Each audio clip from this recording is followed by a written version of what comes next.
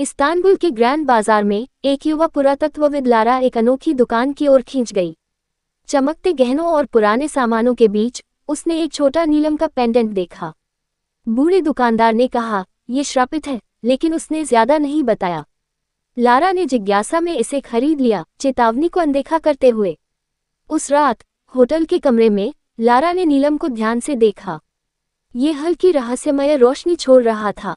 उसे लगा कि इसके अंदर कोई छाया जैसा अजीब चित्र झलक रहा है। अचानक कमरा ठंडा हो गया। दर्पण पर उसकी सांस से धुंध छा गई और पेंडेंट उसकी हथेली में हल्के से कांपने लगा। अचानक एक छाया नीलम से निकलकर एक भयानक आकृति में बदल गई। "मुझे वापस कर दो," उसने डरावनी आवाज में कहा। फिर वह गायब हो गई और लारा सहम कर रह गई।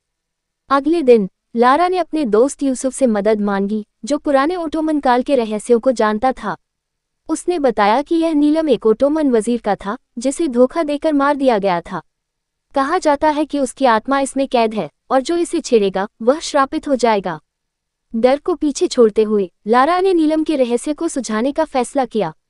उसे एक पुराने महल के खंडहरों का पता चला, जहां वह श्राप तोड़ सकती थी। यूसुफ ने एक प्राचीन पुस्तक के साथ उसका साथ दिया, जिसमें एक अनुष्ठान का जिक्र था।